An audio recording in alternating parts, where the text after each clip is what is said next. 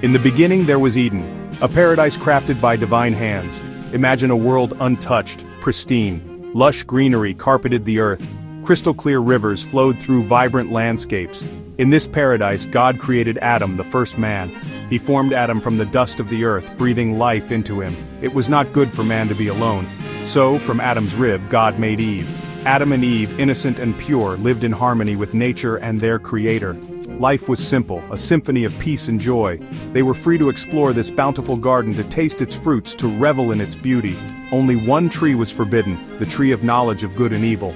This tree, God warned, held a power that could shatter their innocence.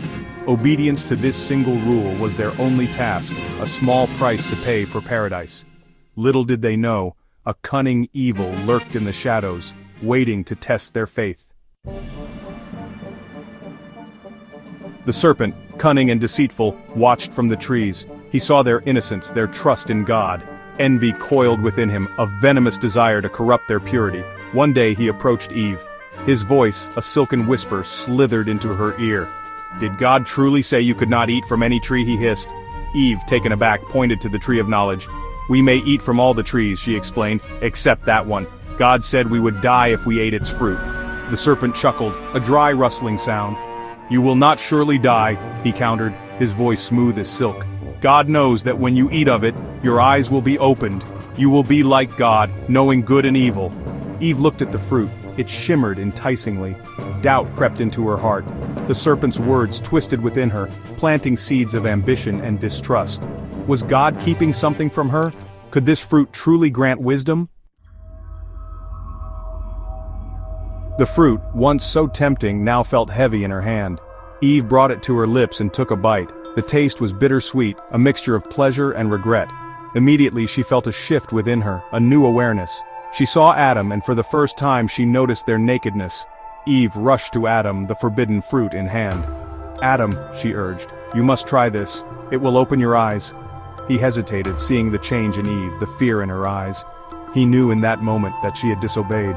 Yet he loved her and couldn't bear the thought of losing her. He took the fruit from her hand and ate. As he did, a profound sense of shame washed over them both. The world, once a paradise, now felt different. The innocence of their nakedness transformed into a burden of guilt. They sewed fig leaves together, desperate to hide themselves. The sun began to set, casting long shadows across the garden. They heard God walking in the cool of the evening. Fear, cold and unfamiliar, gripped their hearts. They hid among the trees, hoping to escape his notice. But God saw everything. He knew what they had done. He called out to them, his voice filled with sadness and disappointment. Adam and Eve, trembling, confessed their disobedience. The consequences were swift and severe. Eve was cursed to endure pain in childbirth. Adam was condemned to toil the land.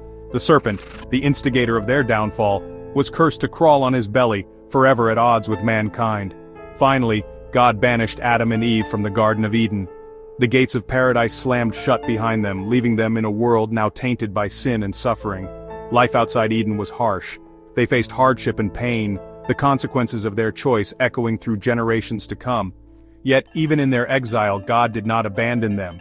He provided them with clothing, a symbol of his continued love and protection. And although the path ahead was uncertain, they carried within them a glimmer of hope. The hope of redemption, of one day returning to a state of grace. The story of Adam and Eve is a timeless tale of choice, consequence, and the enduring power of hope. It reminds us that even in our darkest moments, even when we stray from our intended paths, we are not alone. We have the capacity for both great love and profound mistakes. And in the face of adversity, we possess the strength to rise, to learn, and to grow. Subscribe, like, and share to continue exploring timeless tales and their lessons.